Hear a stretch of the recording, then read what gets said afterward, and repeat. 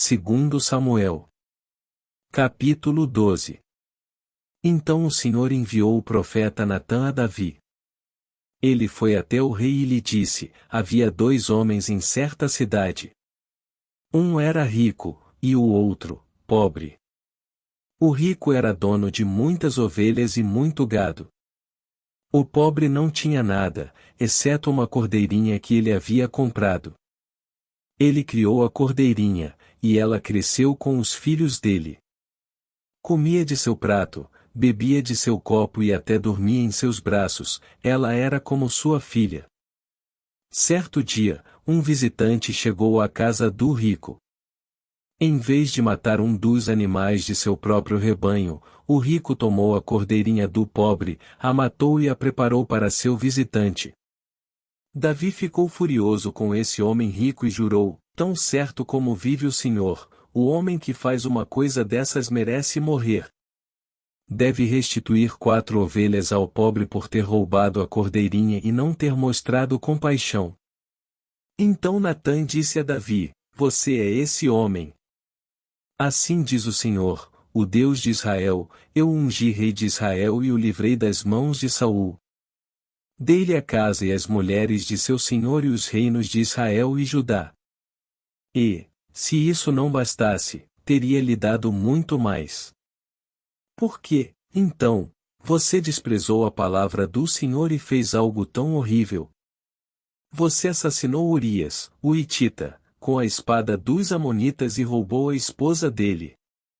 De agora em diante, a espada não se afastará de sua família, pois você me desprezou ao tomar para si a mulher de Urias. Assim diz o Senhor: de sua própria família farei surgir seu castigo. Tomarei suas mulheres diante de seus olhos e as darei a outro homem, ele se deitará com elas à vista de todos. O que você fez em segredo, eu farei acontecer abertamente, diante de todo Israel. Então Davi confessou a Natã: pequei contra o Senhor. Natã respondeu: sim, mas o Senhor o perdoou, e você não morrerá por causa do seu pecado. Contudo, uma vez que você demonstrou mais absoluto desprezo pela palavra do Senhor ao agir desse modo, seu filho morrerá. Depois que Natã voltou para casa, o Senhor fez adoecer gravemente o filho de Davi com a mulher de Urias. Davi suplicou ao Senhor que poupasse a criança. Jejuou e passou a noite prostrado no chão. Os oficiais do palácio insistiram para que ele se levantasse e comesse com eles, mas Davi se recusou. No 7º dia, a criança morreu. Os servos de Davi ficaram com medo de contar para ele. Não ouviu nossos conselhos quando a criança estava doente, disseram. Se lhe contarmos que a criança morreu, poderá cometer uma insanidade. Davi percebeu que estavam cochichando e compreendeu o que havia acontecido. A criança morreu? Perguntou. Sim, responderam eles. E está morta. Então Davi levantou-se do chão, lavou-se, perfumou-se e trocou de roupa. Foi ao santuário e adorou o Senhor.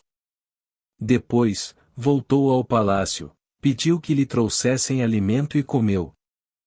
Seus servos ficaram perplexos. Não o entendemos, disseram. Enquanto a criança estava viva, o Senhor chorou e jejuou. Agora que a criança morreu, o Senhor parou de lamentar e voltou a comer. Davi respondeu: enquanto a criança estava viva, jejuei e chorei, pois pensava: quem sabe o Senhor terá compaixão de mim e deixará a criança viver. Mas por que jejuar agora que ela morreu? Poderia eu fazê-la voltar? Um dia irei até ela, mas ela não voltará a mim. Então Davi consolou Batseba, sua mulher, e teve relações com ela. Batseba engravidou e deu à luz um filho, a quem Davi chamou Salomão. O Senhor amou a criança e enviou uma mensagem por meio do profeta Natã, dizendo que o menino devia se chamar Jedidias, conforme o Senhor havia ordenado. Enquanto isso, Joabe continuou a lutar contra Rabá, a capital de Amon, e tomou a cidade real. Joabe enviou mensageiros a Davi para lhe dizer: lutei contra Rabá e capturei seus reservatórios de água. Traga o restante do exército aqui e conquiste a cidade. De outro modo, eu a tomarei e levarei o crédito pela vitória. Então Davi reuniu o restante do exército e foi a Rabá.